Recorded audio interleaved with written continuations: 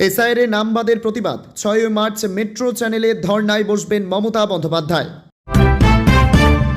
৬৪,০০০-এর বেশি নাম বাদ, এবার কি হবে ফিরহাদের?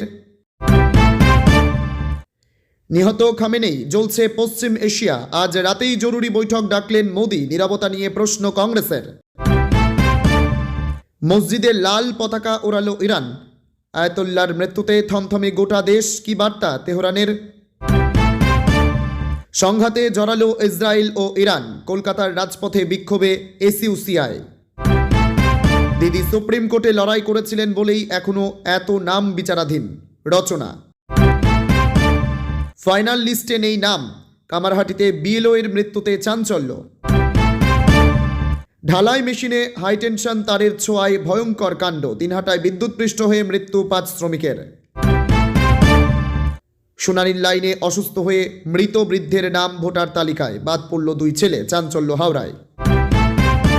খামেনেই হত্যার প্রতিবাদে উত্তাল কাশ্মীর, শ্রীনগরে রাষ্ট্রসংঘের দপ্তরে বিক্ষোভ, ইন্টারনেট বন্ধ করল প্রশাসন।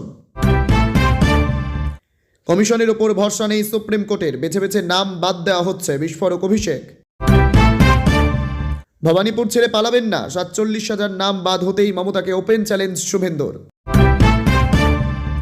৬০ লক্ষ নাম বিচারাধীন, তার মধ্যে ২৪ লক্ষ মুসলিম অধ্যুষিত ৩ জেলায়।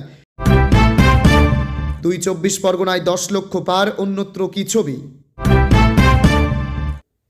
হোলির আগেই কি কিষাণ নিধির টাকা পাবেন কৃষকরা? জল্পনার অবসান ঘটিয়ে বড় আপডেট দিল সরকার।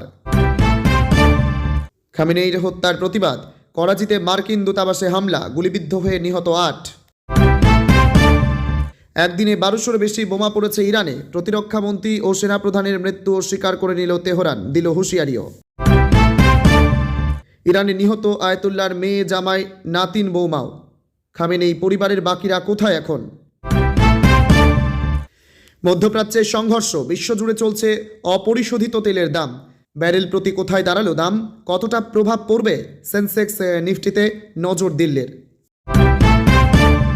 দুবাইয়ে হামলা ইরানের, ভারতীয়দের জন্য সতর্কতা জারি, হেল্পলাইন ও ইমেল পরিষেবা চালু, কোন নাম্বারে ফোন করবেন রইল বিস্তারিত। বাংলাদেশ থেকে এসে তৃণমূলের পঞ্চায়েত সদস্য, নাম বাদ যেতেই শোরগোল। রাজস্থানের থেকেও ভয়াবহ অবস্থা হতে চলেছে এই সব জেলায়, বাংলায় তাপপ্রবাহের সতর্কবার্তা।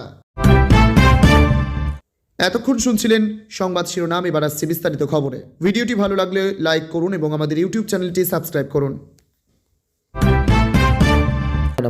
এসআইআর নাম বাদের প্রতিবাদ, ৬ মার্চ মেট্রো চ্যানেলে ধর্নায় বসবেন মমতা বন্দ্যোপাধ্যায়। শনিবার ২৮ ফেব্রুয়ারি প্রকাশ পেয়েছে এসআইআর চূড়ান্ত তালিকা।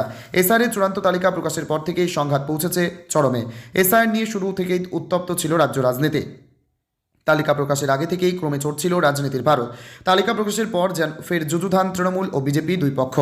এসআইআর নাম বাদের প্রতিবাদে এবার ধর্নায় বসবেন পশ্চিমবঙ্গের মুখ্যমন্ত্রী মমতা বন্দ্যোপাধ্যায়। ৬ মার্চ ধর্মতলায় মেট্রো চ্যানেলে ধর্নায় বসতে চলেছেন তিনি। এসআইআর রেজাল্ট আউটের পরে সংঘাত পৌঁছেছে চরমে। ফলস্বরূপ ফের একবার পথে নামছেন রাজ্যের মুখ্যমন্ত্রী মমতা বন্দ্যোপাধ্যায়। এসআইআর চূড়ান্ত তালিকা থেকে বিপুল পরিমাণে নাম বাদ যাওয়ার প্রতিবাদে ৬ মার্চ মেট্রো চ্যানেলে ধর্নায় বসবেন মমতা বন্দ্যোপাধ্যায়। অভিষেক বন্দ্যোপাধ্যায় এসআইআর নাম বাদের ঘটনার নিন্দা করে বলেন, আমরা এ নিয়ে মাঠে নামব। ৬ তারিখ মেট্রো চ্যানেলে মমতা বন্দ্যোপাধ্যায় নিজে প্রতিবাদ কর্মসূচিতে অংশ নেবেন। তিনি দুপুর 2টো থেকে অবস্থান বিক্ষোভ ও ধর্নায় বসবেন। অভিষেক বন্দ্যোপাধ্যায় জানান, তৃণমূল কংগ্রেসের পরবর্তী কর্মসূচি কী হবে তা ৬ তারিখ ধর্না মঞ্চ থেকেই ঘোষণা করবেন মমতা বন্দ্যোপাধ্যায়। অভিষেক বন্দ্যোপাধ্যায় বলেন, মেট্রো চ্যানেলের যেখানে মমতা বন্দ্যোপাধ্যায় অনশন করেছিলেন সেই একই জায়গায় ধর্না বসবেন। আমরা ইতিমধ্যেই দলের তরফ থেকে একটি চিঠি জমা করেছে। কলকাতার আশেপাশে পার্শ্ববর্তী জেলায় যারা রয়েছে, নিজের এলাকা সামলে তাদের এই কর্মসূচিতে উপস্থিত থাকার আহ্বান জানান অভিষেক বন্দ্যোপাধ্যায়। এসআইআর চূড়ান্ত তালিকা থেকে বাদ খোদ ময়নাগুড়ির বিডিওর নাম, বিস্মিত প্রশাসনিক মহল। ৪ মাসের বেশি সময়ের প্রক্রিয়া, সপক্ষে বিপক্ষে একাধিক যুক্তি, রাজনৈতিক টানাপোড়েন, সুপ্রিম হস্তক্ষেপ। অবশেষে প্রকাশিত ভোটার তালিকায় বিশেষ নিবিড় সংশোধন প্রক্রিয়ায় অর্ধসমাপ্ত চূড়ান্ত ভোটার তালিকা, তাতেই একাধিক অসঙ্গতি। এবার দেখা গেল ভোটার তালিকা থেকে বাদ খোদ জলপাইগুড়ির ময়নাগুড়ির বিডিওর নাম। ঘটনায় তাজ্জব উত্তরবঙ্গের প্রশাসনিক মহল, চাঞ্চল্য স্থানীয়দের মধ্যেও। নাম বাদ পড়েছে জলপাইগুড়ির ময়নাগুড়ির বিডিও প্রসেনজিৎ কুণ্ডুর। তিনি আলিপুরদুয়ার পুরসভার ৭ নম্বর ওয়ার্ডের বাসিন্দা, আলিপুরদুয়ার বিধানসভার ভোটার। প্রায় 2 বছর ধরে ময়নাগুড়িতে ব্লক ডেভেলপমেন্ট অফিসার হিসেবে কর্মরত, ভোটার তালিকায় বিশেষ নিবিড় সংশোধন প্রক্রিয়ার সঙ্গে সরাসরি যুক্ত, পালন করছেন এআরওর ভূমিকা। তালিকা প্রকাশ হওয়ার পর দেখা যায় তার নাম বাদ পড়েছে। ঘটনায় বিস্মিত প্রশাসনিক মহল, তবে কোনো মন্তব্য করতে চাননি বিডিও প্রসেনজিৎ। এসআইয়ের চূড়ান্ত তালিকায় নাম বাদ বিডিও প্রসেনজিৎ কুণ্ডুর। তবে আলিপুরদুয়ারের 7 নম্বর ওয়ার্ডের কাউন্সিলর পার্থপ্রতিম ঘোষ বলেন, এতদিন ধরে প্রশাসনিক পদে থাকার পর বিডিওর নাম বাদ চমকে দেওয়ার মতো বিষয়। নির্বাচন কমিশন তাড়াহুড়ো করে এই কাজ করায় এত অসঙ্গতি। বিডিওর সঙ্গে এই রকম হলে আমজনতার সঙ্গে কি হয়েছে তা সহজেই অনুমান করা যায়। দম থাকলে ভবানীপুরে লড়ুন, এসআইয়ের তালিকা দেখতেই আত্মবিশ্বাসে শুভেন্দু। ভবানীপুর বিজেপির জায়গা। 2014 সালে রাজ্যে যখন বিজেপি প্রথমবার 18% ভোট নিজেদের দিকে টানতে সক্ষম হয়েছিল, সেই সময় এই ভবানীপুর কেন্দ্র থেকেই অনেকটা লিড পেয়েছিলেন তথাগত রায়। শনিবার সন্ধ্যায় জাতীয় গ্রন্থাগারের সেমিনার কক্ষে আয়োজিত ভবানীপুর সাংগঠনিক সভায় কার্যকর্তাদের মনোবল বাড়াতে সেই পুরনো পরিসংখ্যানকেই তুলে ধরলেন রাজ্যের বিরোধী দলনেতা শুভেন্দু অধিকারী। পাশাপাশি ভবানীপুরেই নিজের পরবর্তী মিছিলটি বের করবেন বলেও জানান তিনি। বিরোধী দলনেতার কথায়, আগামী 3রা মার্চ রাধাকৃষ্ণকে নিয়ে মিছিল করব ভবানীপুরে। বাংলার চূড়ান্ত তালিকা প্রকাশ পেতেই নজরে এসে গিয়েছে ভবানীপুর। শুভেন্দু বারংবার দাবি করেছিলেন, এসআইআর মিটলেই ভবানীপুরে বিজেপির সঙ্গে থাকা ভোটের ব্যবধান কমে যাবে। চূড়ান্ত তালিকায় দেখা গিয়েছে মুখ্যমন্ত্রী কেন্দ্রে মোট ভোটার 2,06,295। খসড়া তালিকা ও চূড়ান্ত তালিকা প্রকাশের পর নাম বাদ গিয়েছে মোট 47,094 জনের। এছাড়াও আরও 14,154 জন ভোটার এখনও অমীমাংসিত বা বিচারাধীন। শুভেন্দুর দাবি, যেভাবে ভোটার বাদ গিয়েছে তাতে বোঝা যাচ্ছে মাননীয়া জিতছেন কিভাবে। মমতা বন্দ্যোপাধ্যায়কে বোল্ড আউট করতে হবে, একেবারে বোল্ড আউট করতেই হবে। শুধু তাই নয়, তৃণমূল সুপ্রিমোকে ভবানীপুরে দাঁড়ানোর চ্যালেঞ্জও ছুড়ে দিয়েছেন তিনি। বিরোধী দলনেতার দাবি, যদি দম থাকে ভবানীপুর ছেড়ে পালাবেন না, একদম পালাবেন না।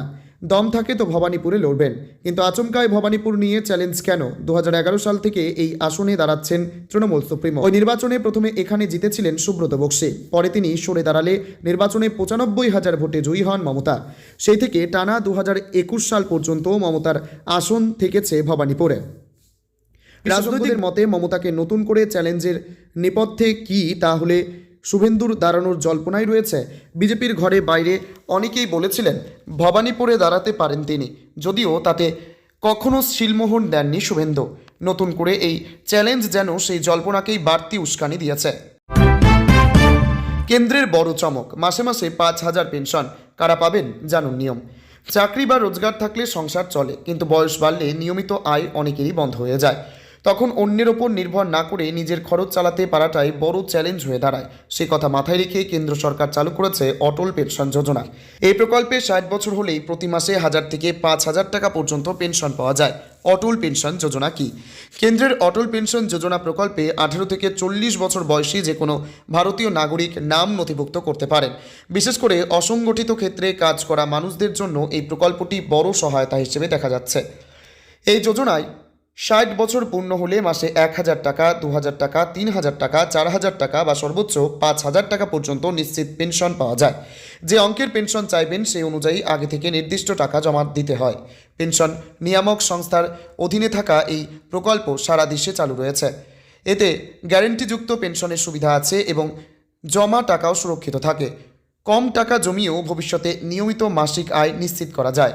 এই প্রকল্পের বিনিয়োগ করলে আয়কর আইনের 80 CCD ধারার অধীনে অতিরিক্ত 50,000 টাকা পর্যন্ত কর ছাড়ের সুবিধাও পাওয়া যায়। অটল পেনশন যোজনায় নাম নথিভুক্ত করতে কি করতে হবে? এই অটল পেনশন যোজনায় নাম নথিভুক্ত করার জন্য ব্যাংক বা পোস্ট অফিসে সেভিংস অ্যাকাউন্ট থাকতে হবে। অ্যাকাউন্ট না থাকলে আগে অ্যাকাউন্ট খুলতে হবে। তারপর অটল পেনশন যোজনার রেজিস্ট্রেশন ফর্ম পূরণ করতে হবে। ফর্মের নাম, ঠিকানা, ফোন নম্বর, আধার নম্বর এবং নমিনির তথ্য দিতে হয়। প্রয়োজনীয় নথি জমা দিলেই অ্যাকাউন্ট চালু হয়ে যায়। প্রতি মাসে নির্দিষ্ট দিনে টাকা কেটে দেওয়া হয়। অটল পেনশন যোজনায় নাম নথিভুক্ত করার জন্য আপনি অনলাইনেও আবেদন করতে পারেন। অনলাইনে আবেদন করতে চাইলে নিজের ব্যাংকের নেট ব্যাংকিংয়ে লগ ইন করে সোশ্যাল সিকিউরিটি APY অপশন বেছে নিতে হয়। এরপর apply for APY A click করে পেনশনের পরিমাণ নির্বাচন করতে হয়। হোলির আগে কি কিষাণ নিধির টাকা পাবেন কৃষকরা? জল্পনার অবসান ঘটিয়ে বড় আপডেট দিল সরকার। প্রধানমন্ত্রী কিষাণ সম্মান নিধি যোজনার 22তম কিস্তির অপেক্ষায় থাকা কোটি কোটি কৃষকের জন্য বড় খবর। উৎসবের মরশুমে অ্যাকাউন্টে 2,000 টাকা আসার আশায় জল ঢালল সাম্প্রতিক পরিস্থিতি। হোলির আগে টাকা পাওয়ার সম্ভাবনা কতটুকু? সরকারি নিয়ম অনুযায়ী বছরে 3বার 2,000 টাকা করে মোট 6,000 টাকা পান কৃষকরা। সর্বশেষে কিস্তি দেওয়া হয়েছিল 19শে নভেম্বর 2025 তারিখে। এরপর থেকে পরবর্তী কিস্তির অপেক্ষায় রয়েছেন কৃষকরা। ফেব্রুয়ারি শেষ হলেও এখনও টাকা না আসায় জল্পনা তুঙ্গে, যে কারণে বিলম্ব হতে পারে 1 মার্চ। ওই দিন রবিবার হওয়ায় ব্যাংক পরিষেবা বন্ধ থাকছে, ফলে 1 তারিখ টাকা আসার কোনো সম্ভাবনা নেই। 3 মার্চ ধূলিবন্ধন বা দোল উৎসবের কারণে দেশের অধিকাংশ রাজ্যে ব্যাংক ছুটে। ডিবিটি প্রক্রিয়া সরাসরি ব্যাংক অ্যাকাউন্টে টাকা পাঠানোর জন্য নির্দিষ্ট কার্যদিবসের প্রয়োজন হয়। উৎসবের ছুটিতে এই প্রক্রিয়া সম্পন্ন হওয়া কঠিন। সব মিলিয়ে হোলি বা দোল উৎসবের ঠিক আগে কৃষকদের ব্যাংক অ্যাকাউন্টে টাকা ঢোকার সম্ভাবনা অত্যন্ত ক্ষীণ। 22তম কিস্তির জন্য কৃষকদের আরও কয়েক দিন অপেক্ষা করতে হতে পারে বলে মনে করা হচ্ছে। খামেনির হত্যার প্রতিবাদ। করাচিতে মার্কিন দূতাবাসে হামলা, গুলিবিদ্ধ হয়ে নিহত 10। ইরানের সর্বোচ্চ শাসক আয়াতুল্লাহ খামেনির মৃত্যুর প্রতিবাদে উত্তাল বিশ্বের একাধিক দেশ। পাকিস্তান, ইরাক, এমনকি ভারতেও কাতারে কাতারে মানুষ পথে নেমে প্রতিবাদে সামিল হচ্ছেন। এহেন পরিস্থিতিতে পাকিস্তানের মারমুখী জনতা হামলা চালিয়েছে করাচির মার্কিন কনসুলেটে। প্রবল সংঘর্ষে ইতিমধ্যেই 10 জনের মৃত্যুর খবর মিলেছে, গুরুতর আহত আরও 30 জন। প্রাথমিকভাবে জানা গিয়েছে কনসুলেটে ব্যাপক গুলি চলেছে, তার জেরে প্রাণ হারিয়েছেন অন্তত 8 জন। রবিবার ভোরে ইরানের সরকারি সংবাদ মাধ্যম জানিয়েছে ইরানের সর্বোচ্চ নেতা শহীদ হয়েছেন। শনিবার তিনি তার দপ্তরে কাজ করছিলেন। সে সময় আমেরিকা ইসরায়েলের ক্ষেপণাস্ত্র হানায় মৃত্যু হয়েছে ইরানের সর্বোচ্চ নেতার। সংবাদ মাধ্যম বিবিসির খবর অনুযায়ী তেহরানে খামেনির ইতিহাস কার্যত ধূলিসাৎ। ইরানের ইসলামিক রেভলিউশনারি গার্ড করের সংবাদ শাখার দাবি, খামেনি আত্মগোপন করেননি, তিনি নিজের কাজ করছিলেন। পালানোর ভুয়ো খবর ছড়িয়ে ইরানের বিরুদ্ধে মানসিক যুদ্ধ চালানোর চেষ্টা হচ্ছিল। খামেনির মৃত্যুর খবর ছড়িয়ে পড়তেই নানা দেশের মার্কিন দূতাবাস, হাইকমিশন, কনসুলেটের সামনে শুরু হয়েছে বিক্ষোভ। পাকিস্তান এবং ইরাকে কার্যত তাণ্ডব চলে মার্কিন দূতাবাসের সামনে। করাচির মার্কিন দূতাবাসের পরিস্থিতি অগ্নিগর্ভ হয়ে ওঠে রবিবার দুপুরে। জানা গিয়েছে বিক্ষোভকারীরা ওয়াশিংটন এবং তেল আভিবের বিরুদ্ধে স্লোগান দিতে জড়ো হন। সেখান থেকে কনসুলেটের দিকে এগোতে থাকেন। প্রাথমিকভাবে বিক্ষোভকারীদের হঠাৎ কাঁদানে গ্যাস ছড়ে পুলিশ, কিন্তু বেশিক্ষণ আটকে রাখা যায়নি উত্তাল জনতাকে। ব্যারিকেড ভেঙে প্রতিবাদীরা এগিয়ে যায় কনসুলেটের দিকে। তাদের আটকাতেই নিরাপত্তারক্ষীরা গুলি চালায়। সেখান থেকেই শুরু হয় মৃত্যু মিছিল। প্রাথমিকভাবে 5 জনের মৃত্যুর খবর মিলেছিল। ক্রমে সেই সংখ্যাটা বেড়ে 10-এ পৌঁছেছে। মৃতের সংখ্যা আরও বাড়তে পারে বলে আশঙ্কা, যদিও পাকিস্তান বা আমেরিকা কারো তরফেই এই হামলা নিয়ে সরকারিভাবে মুখ খোলা হয়নি। সূত্রের খবর, জমায়েত আটকাতে এবং হিংসা রুখতে একাধিক রাস্তা বন্ধ করে দিয়েছে পাক পুলিশ। 60 লক্ষ নাম বিবেচনাধীন, তার মধ্যে 24 লক্ষ মুসলিম অধ্যুষিত 3 জেলায়। 24 পরগনায় 10 লক্ষ পার, অন্যত্র কি ছবি। খসড়া তালিকায় নাম ছিল 7,08,16,630 জনের, বাদ পড়েছিল 58,20,899 নাম। ফলে সব মিলিয়ে শনিবার পর্যন্ত বাদের হিসাব দাঁড়িয়েছে 63,66,952। এসআইআর শুনানির লাইনে মানুষ। এসআইআর পর্বের পরে শনিবার বিকালে চূড়ান্ত ভোটার তালিকার আংশিক প্রকাশ করেছেন নির্বাচন কমিশন। এই তালিকায় নতুন করে 5,46,053 জনের নাম বাদ গিয়েছে। তারপরেও কমিশনের বিবেচনাধীন রয়েছে 60 লক্ষের সামান্য বেশি ভোটারের নাম।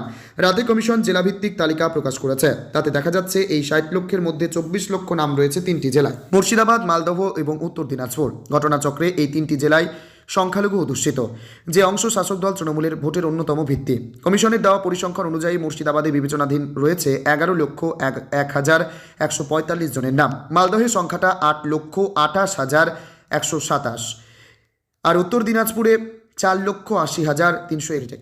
এই 3 জেলায় মোট বিবেচনাধীনের সংখ্যা 24,09,613। এছাড়াও 24 পরগনাতেও বিপুল সংখ্যক মানুষের নাম রয়েছে কমিশনের আতশ কাচের তলায়।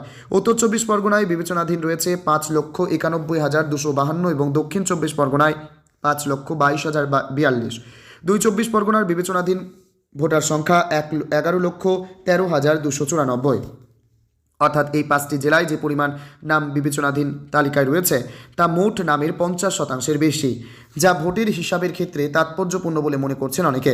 শাসক দল তৃণমূল শনিবার রাত পর্যন্ত এ নিয়ে আনুষ্ঠানিক কোনো প্রতিক্রিয়া জানায়নি। ক্যামাক স্ট্রিটে অভিষেক বন্দ্যোপাধ্যায়ের দপ্তরও কমিশন প্রদত্ত পরিসংখ্যান বিশ্লেষণের কাজ শুরু করে দিয়েছে। তবে তৃণমূলের অনেকেই একান্ত আলোচনায় জেলাভিত্তিক সংখ্যা দেখে উদ্বেগ গোপন করছেন না।